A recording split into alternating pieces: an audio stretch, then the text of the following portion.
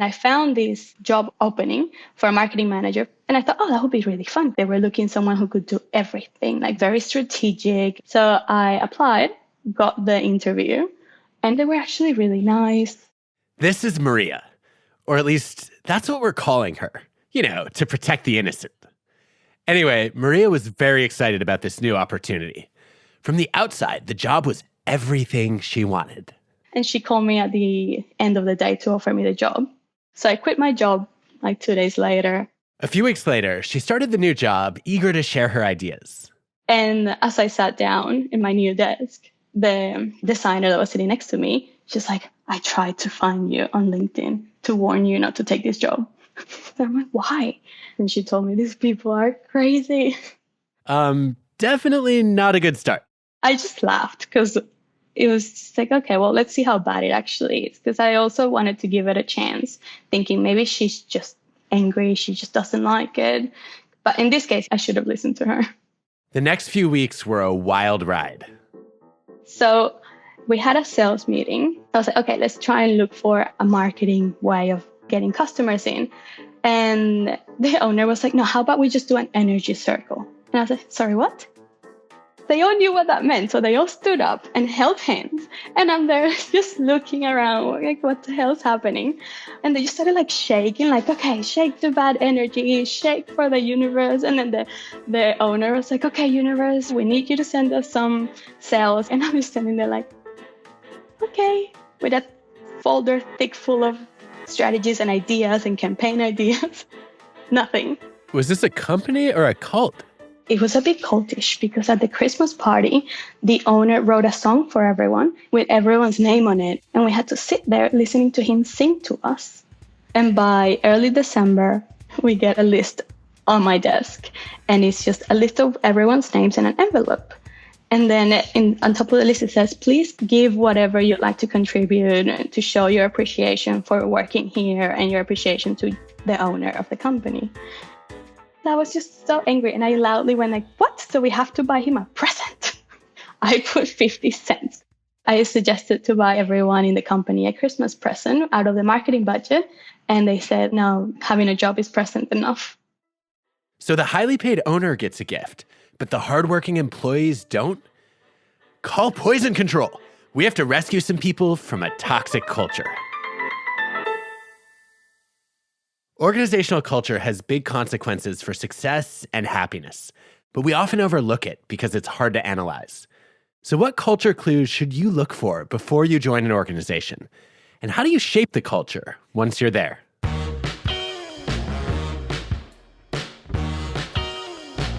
I'm Adam Grant, and this is WorkLife, my podcast with the TED Audio Collective. I'm an organizational psychologist. I study how to make work not suck. In this show, I take you inside the minds of fascinating people to help us rethink how we work, lead, and live. Today, culture at work, how to recognize it from the outside and strengthen it from the inside. Thanks to Morgan Stanley for sponsoring this episode.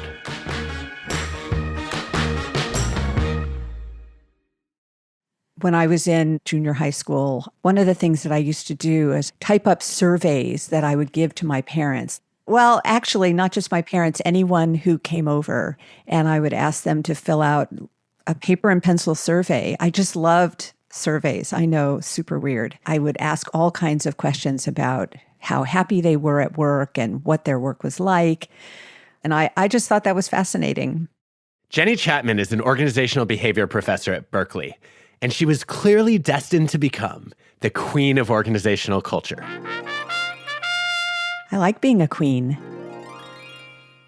I continue to be an optimist about this, that there is a place for everyone, and there are organizations and jobs that really fit with some people, but not others. And through her many years of research and countless surveys, Jenny has a clear view of what organizational culture is. Culture is the values and behavioral norms that one sees expressed within an organization. And it has to be sort of a systematic pattern of norms and expectations that people have in a particular setting that they might not have in another setting. And one thing that's interesting about norms is There's no rule book to teach them to you. Instead, we learn them through social interaction. They're different from what's written in the corporate handbook. These are observed patterns of behavior and expectations that we pick up from interacting with colleagues within an organization. People often claim their cultures are unique, but when you study thousands of organizations, you can start to see underlying patterns. It all has to do with how we balance key priorities. Research reveals that there are two fundamental tensions in organizational culture: results versus relationships, and rules versus risk. If you ignore one of those values altogether, you end up committing one of my 4 deadly sins of organizational culture: toxicity, mediocrity, bureaucracy, and anarchy. The first sin of culture is toxicity, the deadliest sin of them all. New evidence on the Great Resignation shows that toxic culture is the biggest driver of turnover, more than burnout, more than low pay. Toxicity exists when a culture prioritizes results without relationships, getting things done at the cost of treating people right. The organization tolerates disrespect, abuse, exclusion, unethical decisions, and selfish, cutthroat actions. If people don't get fired for those behaviors, or worse yet, still get promoted, Houston, we have a problem. At the opposite end of that spectrum is a second sin: mediocrity, valuing relationships above results. There's no accountability. People are so worried about getting along that they end up forfeiting good work. In a mediocrity, even if you do a terrible job, you can still get ahead as long as people like you. Before long, you end up with the Peter principle, where everyone is promoted to their level of incompetence, and they get stuck there. The third sin is bureaucracy. That happens when a culture is all rules, no risks. New ideas are seen as threats to the status quo. People cling to process and resist creativity and change. They see questioning the way we've always done things as blasphemy. There's red tape everywhere. If you want to use the bathroom, you have to fill out paperwork. And the fourth sin is anarchy. You have risks, but no rules. Anyone can do whatever they want, strategy and structure be damned. No one learns from the past or lands on the same page. It's pure chaos.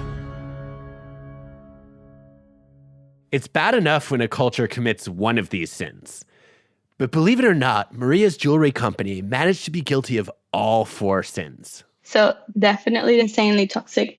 People were crying there daily. Every time I went to the toilet, there was someone crying there. We used to laugh about one of the cubicles was a crying cubicle. So you would never actually go there in case someone needed it for crying. They were a mediocrity too. And not just because they did energy circles instead of marketing. They had no system for getting results.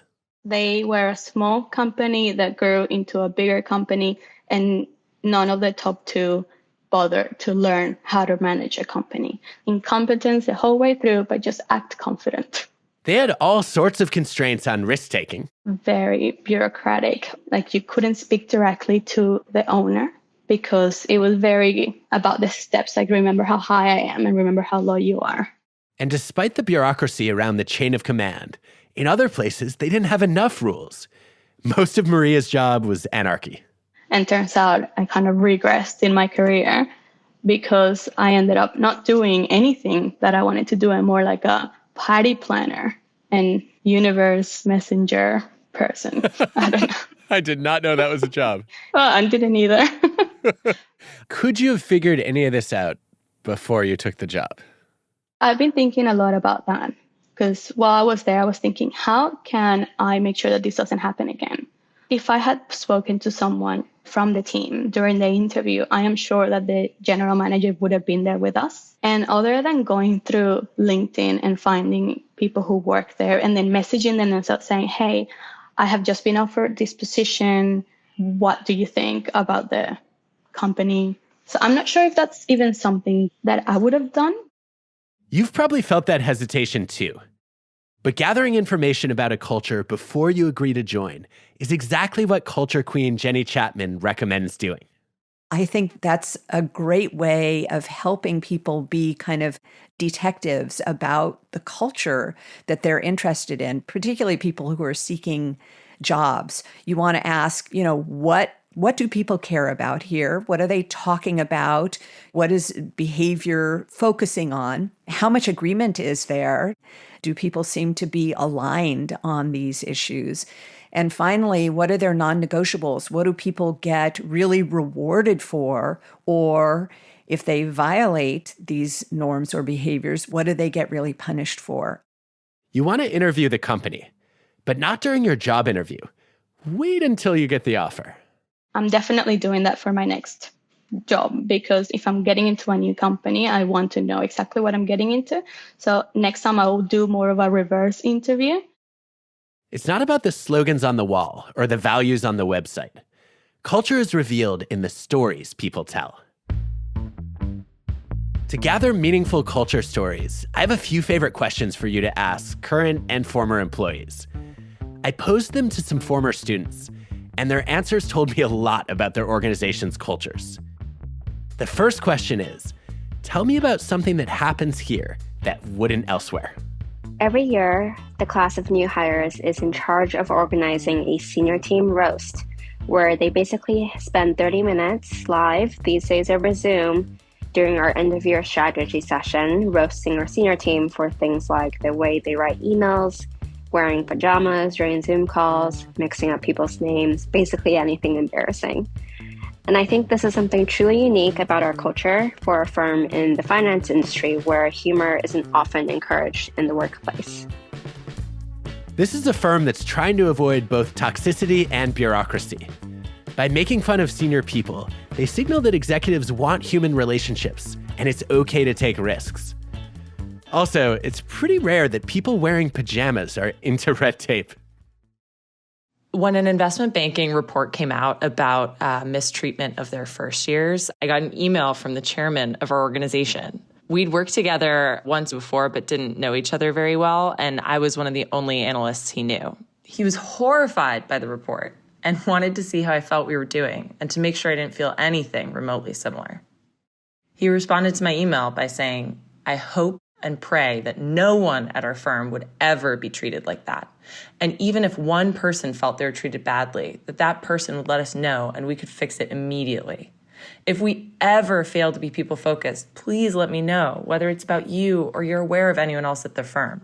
And then in all caps, "Nothing I care more about." It sounds like the chairman is dedicated to fighting toxicity. But culture isn't about one leader's behavior.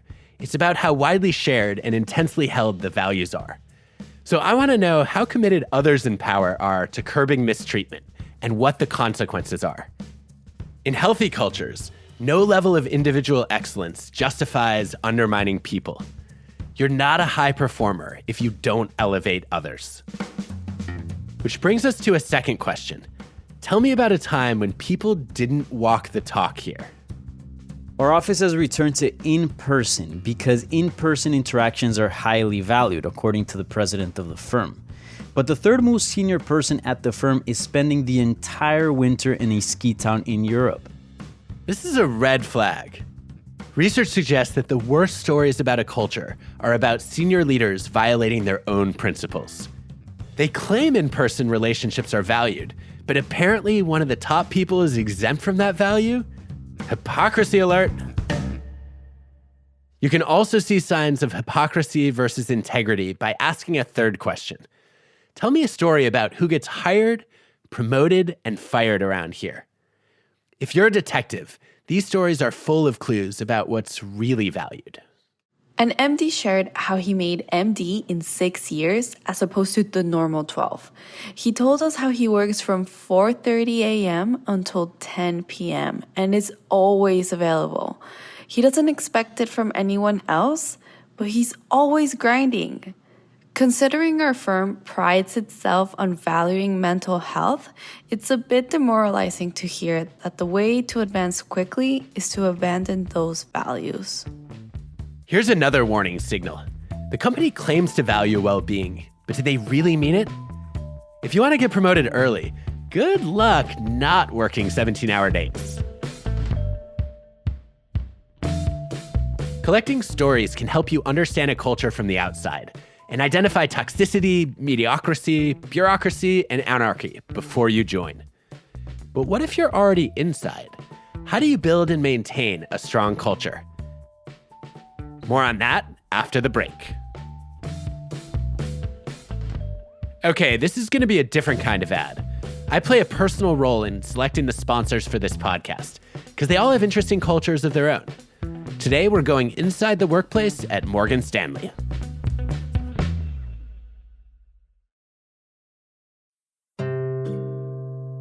We like to hike. We like to climb around in the mountains. I like to be out an hour and a half from Socialization fishing. And my wife's super active, and she just loves being out at the gym, running, doing all that kind of stuff. Meet Randy Norris. I live in a town just outside of Boise, Idaho. I'm a financial advisor with Morgan Stanley. I'm married to a wonderful partner for life, Leanne, and I have 2 now adult kids. One day, Leanne suffered a life-threatening medical emergency. She suddenly started coughing up blood that was filling her lungs. She was admitted to the hospital, and she stayed in the hospital for the next 4 or 5 days and did all kinds of tests trying to figure out what was going on. The only thing that really came of it that we were told was that it shouldn't happen again, but it could happen at any time. And so basically the advice was never be more than 10 or 15 minutes away from a hospital. Randy and Leanne were scared and devastated at the thought of spending the rest of their lives tethered to a hospital.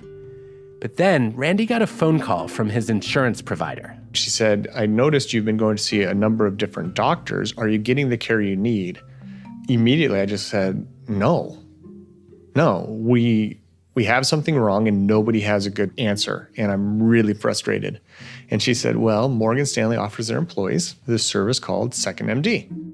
The purpose of a expert medical opinion service is really to provide a different point of view that can help avoid surgeries, potentially help save unnecessary doctor's visits, maybe identify an alternative diagnosis or treatment that hadn't been considered, especially when there's a major decision to be made.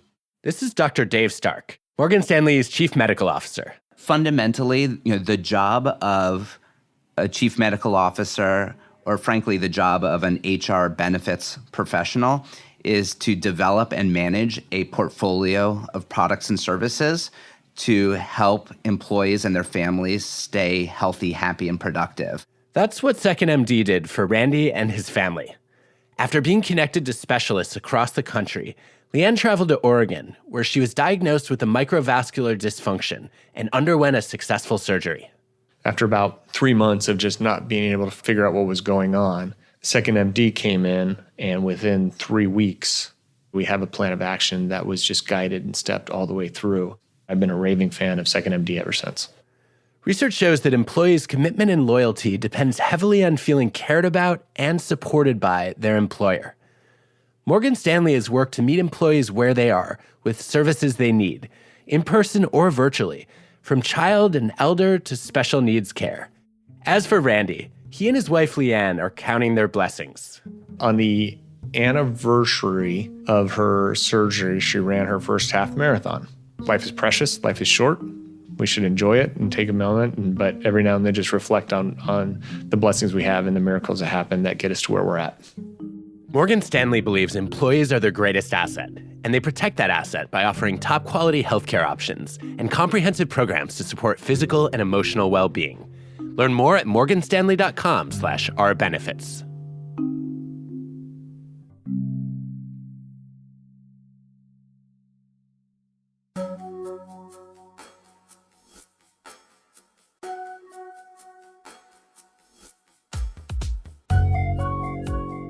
The first person who shapes the culture of an organization is the founder.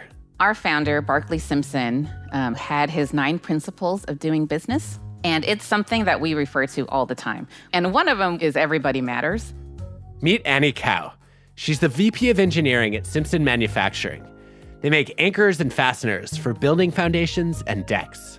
We are a manufacturer and engineering company of building connections that help people build and design safer, stronger structures. And Simpson's been doing that for a long time. Just celebrated our 65th birthday.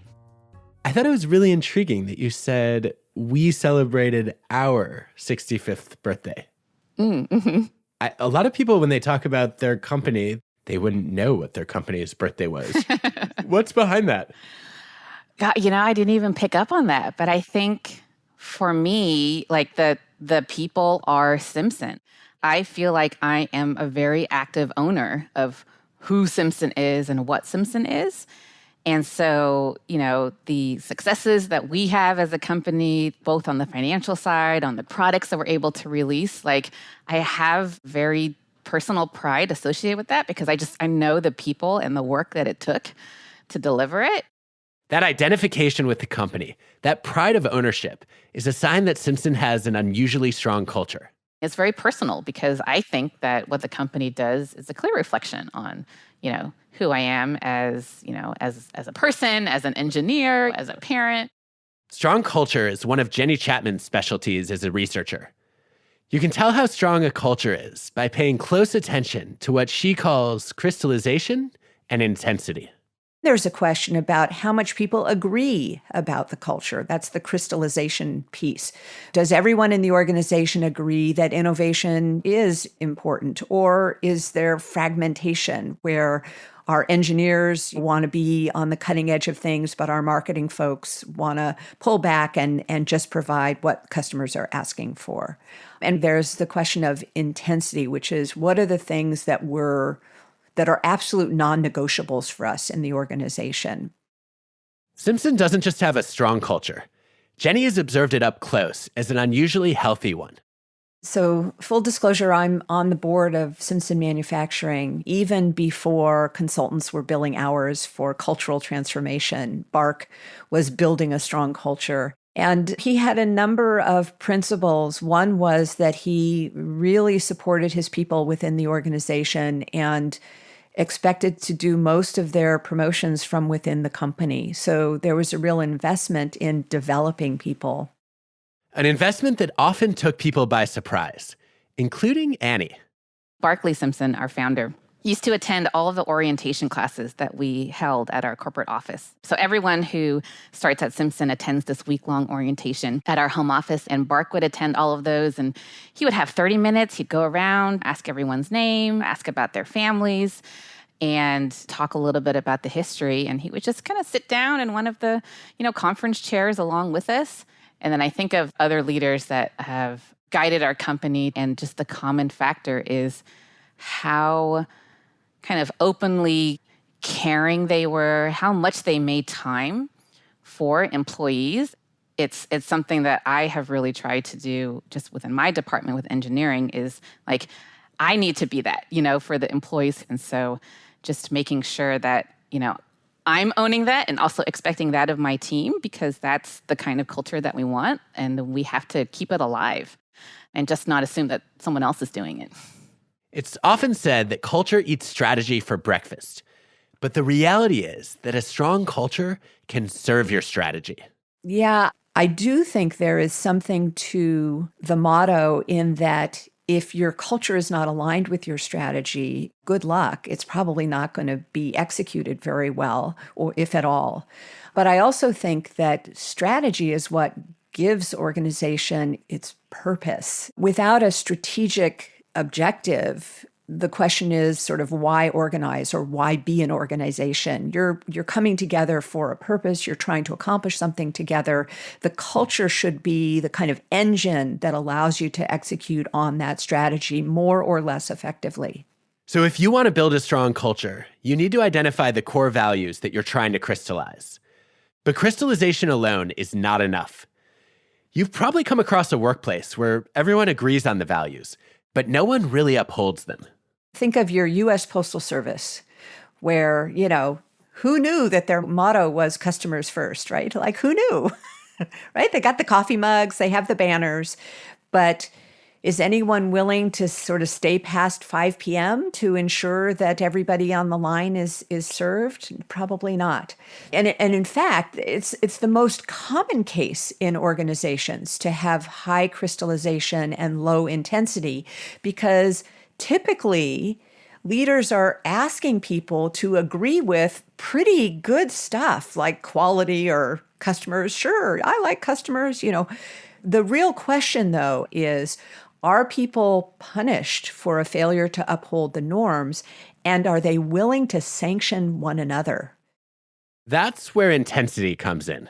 There was this case at Nordstrom that is known as a strong culture organization, an experience I had where a shoe salesperson was helpful, but not overly helpful, and another salesperson came over, which I happened to overhear because, eavesdropping is tax deductible for me, right? I happened to overhear this conversation between the two. And the second salesperson was actually admonishing the first one for not going above and beyond in helping me. So that's the sign of real intensity. Are people willing to take an interpersonal risk in order to uphold those norms? That might sound a little, intense. But it's the point of a strong culture. People enforce it even when the boss isn't watching. At Simpson, the crystallization and intensity around the principles is a big reason why people regularly stay for the long haul, sometimes decades. I just celebrated my 15-year anniversary with Simpson. Is that a thing? An anniversary with a company? Yes. And so we have this really cool online network where we can actually go and celebrate our coworkers' anniversaries. And so you can post messages and kind of memories. I happened to be the lucky recipient of I think 50 messages from people that I've worked with congratulating me, which was pretty emotional and overwhelming. The anniversaries are a result of that strong culture. And the messages also help to maintain that culture. They reinforce the principle that everybody matters. And I think part of it too is everyone wants to be a part of this winning team, if you will, that the work that you do matters, and people who enjoy their work and bring that passion with them to their work just give so much more of themselves. So I feel like it's translated itself financially for us. We passed the $1 billion mark. I saw that there were some analysts who were predicting that we would be, maybe $2 billion by the end of this year. And it's oh, okay. We really see that the hard work and the culture that we build actually translates into financial success, which is a kind of self-fulfilling prophecy. Yeah, well, it's interesting. What you just described dovetails very nicely with what we see in the research on strong cultures, which is, one, talented people are more attracted to them because there's a clear signal. This is who we are. This is what we stand for. Yeah. And that differentiates you in the marketplace. Two, heightened motivation over and over again. Right? Mm-hmm. I'm not just doing a job, I'm advancing a mission. Mm-hmm. And three, those two things obviously feed into retention nicely.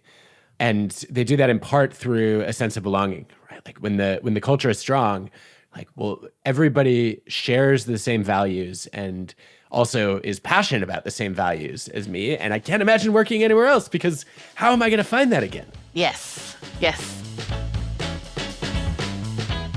So how do you create that kind of commitment and build a strong organizational culture? In her research, Jenny compared the effects of selection versus socialization. How much of culture is who you let on the bus versus how you drive it? It turns out that people are, within some parameters, pretty flexible in terms of how much they can grow to adapt and fit with or even appreciate the culture that they're a part of. Wow, I think you just said that socialization eats selection for breakfast. That's right.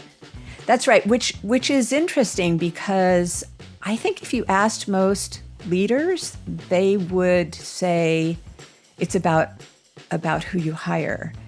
And it turns out that people are actually more adaptable than we give them credit for. Jenny finds that when it comes to building a strong culture, socialization beats selection.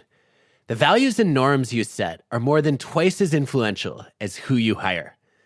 So if you want to strengthen your culture, The first step is to bring it to life for people, especially new hires. Culture isn't just communicated through the stories we tell. It's created through the stories we tell. You want to find and share stories about a time when the culture became real. Stories are vital. I like to advise leaders to see themselves as curators of key stories within organizations. You need to tell the story, but also give the moral of the story. And so one very well-known example is Southwest Airlines. They were running out of money early in their operations. They were using 4 jets at the time, and they couldn't make their payroll, so they had to sell one of the jets to pay employees that month. And they went to employees and said, we're going to sell one of our jets, but we want to run the same routes with 3 jets instead of 4. How can we do that? And employees came back with the idea of turning the planes more quickly than they were before. So Southwest now continues to be known for its turn time, the amount of time it takes to come back in the gate, unload passengers and bags, clean the plane, reload passengers and bags, and take off. And that's part of Southwest's sort of deep strategy. So that story got told not just for the substance that turn time is important, but for the relationship between leaders and employees and who actually came up with the idea.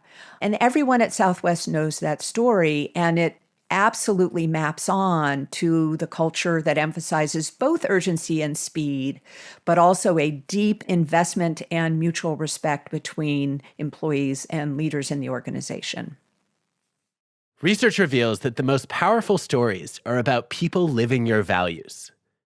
Once you've identified your best culture stories, the second step is to reward and promote the protagonists in them. Celebrate people who exemplify your values. You would definitely want to focus on the formal and informal reward systems. Formally, if you have control over compensation and you can reward that financially, that gets people's attention very quickly. But then there are a whole host of informal rewards, whether that's gift certificates for lunch or a cake celebration for someone who had a small win that's consistent with the desired new culture. These are ways of really capturing people's attention. Wait a minute. If I heard you correctly, you're saying I shouldn't just pay people for their performance. I should pay them for their contributions to the culture? Well, yeah, because if in my way of thinking about culture, the culture is your path to strategy execution, then culture is almost a proxy for top performance. Wow.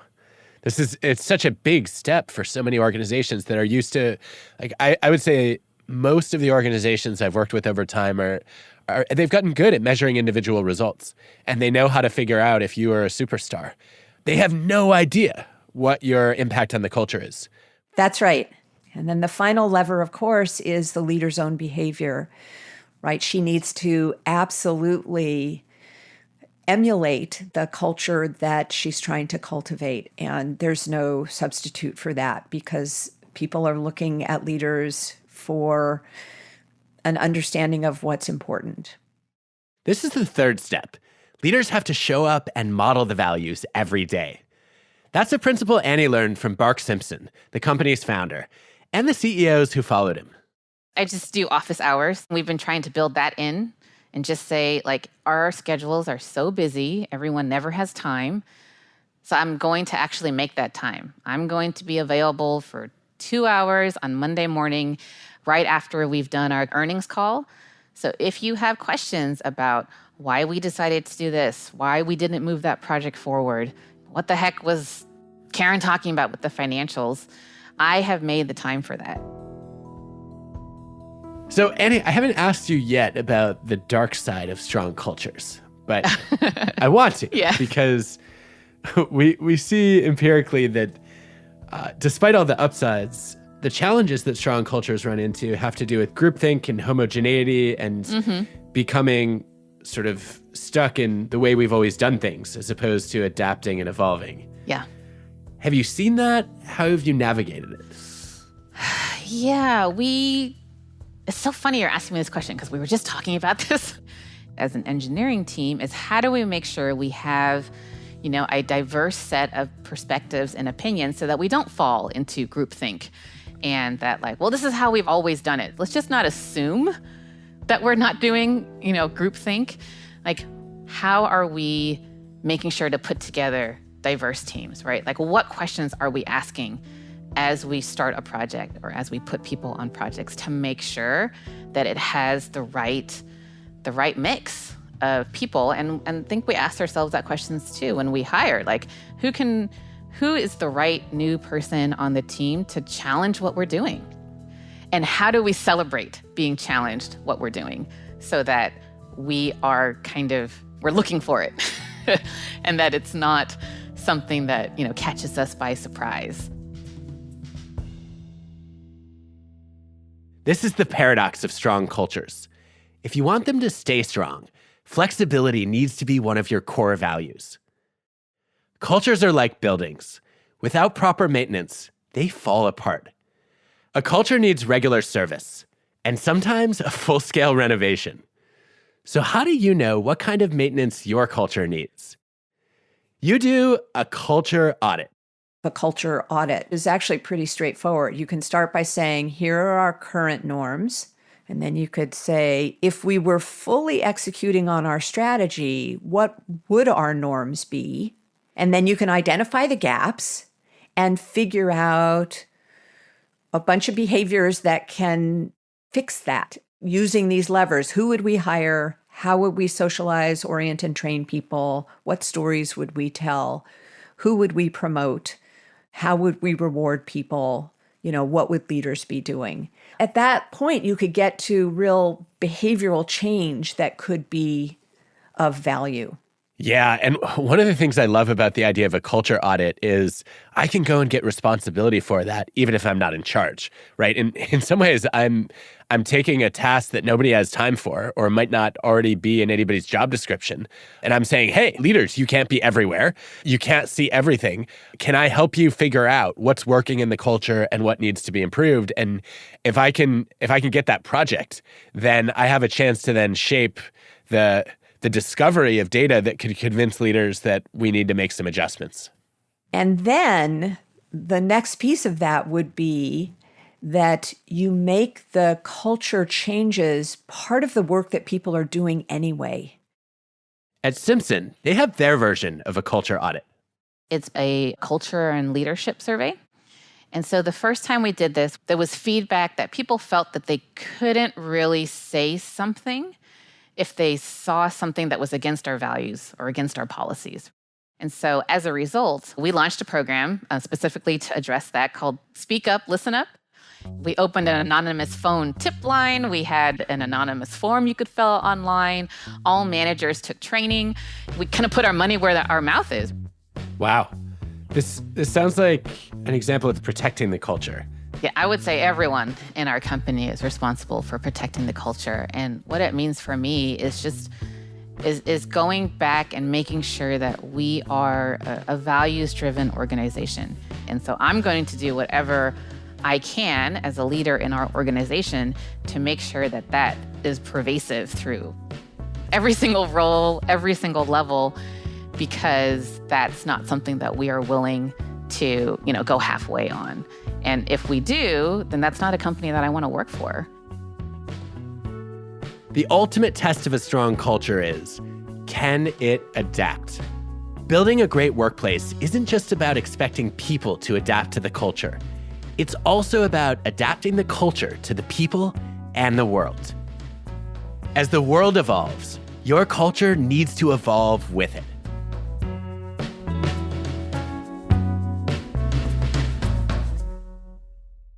Next time, wrapping up season 5 of WorkLife. People have this sort of skepticism about change, and everything you hear about change is pessimistic. I mean, everything in our lives is change. For some reason, we code the really difficult things as change, and everything else is just like a choice. Organizational change from the bottom up and the top down. WorkLife is hosted by me, Adam Grant. The show is produced by Ted with Transmitter Media. Our team includes Colin Helms, Greta Cohn, Dan O'Donnell, Joanne DeLuna, Grace Rubenstein, Michelle Quint, Ben Cheng, and Anna Phelan. This episode was produced by Constanza Gallardo. Our show is mixed by Ben Shano. Our fact checker is Paul Durbin. Original music by Hansdale Sue and Allison Leighton Brown. Ad stories produced by Pineapple Street Studios. Special thanks to our sponsors: LinkedIn, Morgan Stanley, ServiceNow, and UKG. For their studies of organizational culture, gratitude to the following researchers and their colleagues: Charles O'Reilly, Chad Hartnell, Shalom Schwartz, Joanne Martin, Sean Martin, Alan Benson, Donald Sull, Konstantinos Koudaferis, and my beloved late colleague, Sigal Barsade.